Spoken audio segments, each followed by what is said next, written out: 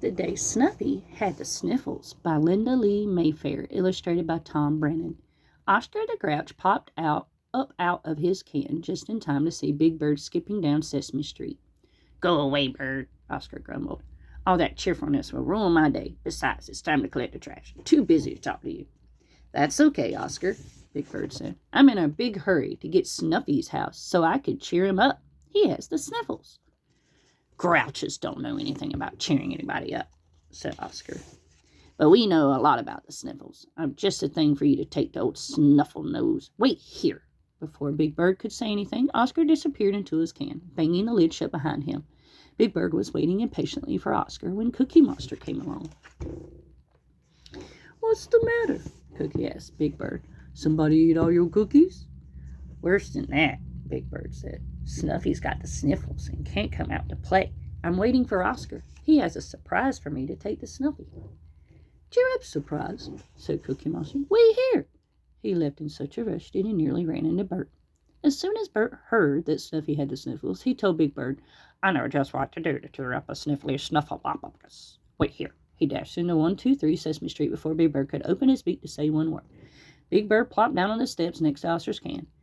"At this rate, I'll never get to see Snuffy," he said. He tapped his foot, he stood up, he paced back and forth, he sat back down, then he did the same thing all over again. Just when Big Bird decided that he couldn't wait 1 second longer, Bert ran down the steps and handed him a large shoebox. Big Bird peeked inside. "It's my bottle cap collection," Bert said proudly. "You can lend it to Snuffy. It will give him something fascinating to look at while he's sick in bed. There's nothing more exciting than bottle caps except maybe paper clips." Before Big Bird could answer, Cookie Monster came back, huffing and puffing. He held out a slightly dented cookie tin. "Gee, thanks, Cookie," Big Bird said. He tugged at the lid. "I just know Snuffy will enjoy all these cookie crumbs." Cookie Monster shrugged. "Well, it's the thought that counts." He brushed chocolate chips and cookie crumbs off his tummy. "Sure cheer me up," he said. Just then, Oscar popped back up. "Here, Bird," he said. "The perfect thing for old Snuffy." He placed a jar of something lumpy and green on top of the shoebox and cookie tin.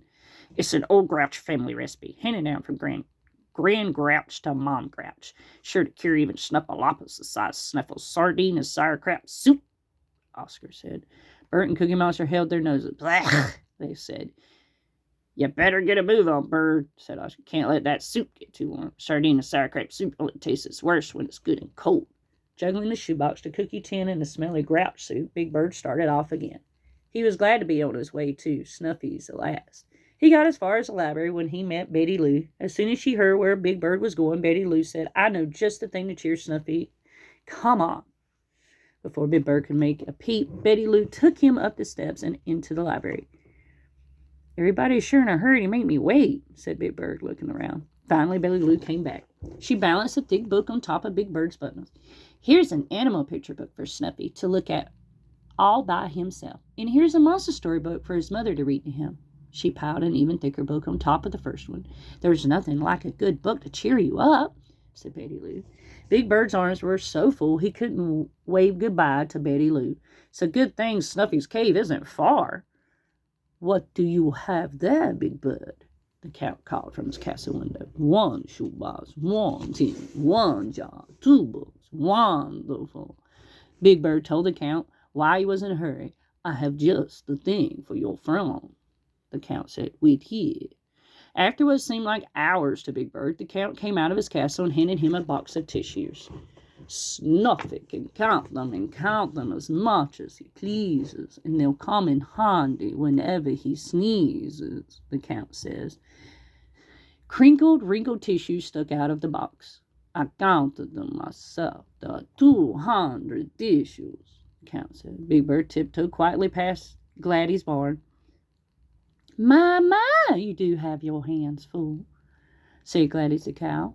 "These are surprises for Snuffy," Big Bird said. "He has the sniffles. I've been trying all morning to go cheer him up."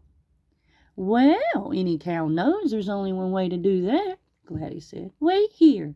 "Not again," Big Bird said, but Gladys had already trotted into the barn. Gladys' cheer-up present turned out to be a pint of ice cream. It was getting soft and soggy in the noontime sun. "Nothing puts you in a good mood like ice cream," Gladys said. Her bell tinkled as she balanced a squishy ice cream carton on top of the wrinkled tissue and books and the jar and the empty cookie tin and the shoebox. Big Bird watched a sticky pile, pink drops fall onto his toes. It's strawberry, Gladys explained. At last, Big Bird made it to Snuffy's cave without dropping a single present. He pushed open the front door with his foot. Then he had a terrible thought. I brought all these presents for Snuffy, and not a single one of them is for me. I forgot to bring Snuffy a present.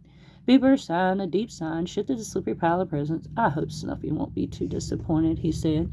And there was Snuffy, propped up on a huge stuffed pillow in his Snuffleupagus-sized bed. On a tray in front of him was a glass of orange juice, a box of cough drops, coloring milk, and a box of crayons. Snuffy had an ice pack on his head and a thermometer sticking out of his mouth. Mrs. Snuffleupagus took the thermometer out of Snuffy's mouth and studied it for a moment. No more fever, she said. She took a bottle, measured a thick orange Sniffles medicine into a spoon. Snuffy swallowed it all. Mrs. Snuffleupagus gave him a big hug. Cheer up, son, she told him. You'll be out of that bed in no time. Uh-oh, Big Bird said. The cheer-up surprises were slipping from his grasp. Achoo! Snuffy said. Janet Snuffles seized. They rattled everything in the room. Their presents crashed to the floor. Oh, dear, said Mrs. Snuffleupagus. Big Bird stood in the doorway, feeling sadder than ever. How could he cheer up Snuffy now? Snuffy blew his snuffle on a handkerchief the size of a tablecloth. Then he smiled at Big Bird. Oh, Bird, he said, how did you guess what I wanted to cheer me up? Big Bird stared at the mess of What's that, Snuffy asked? The bottle caps, the cookie crumbs, the melted ice cream, or sardine and sauerkraut soup. No, Bird, said Snuffy. A visit from you. That cheered up Big Bird, too. Thanks for listening. If you like what you heard, please click like and subscribe.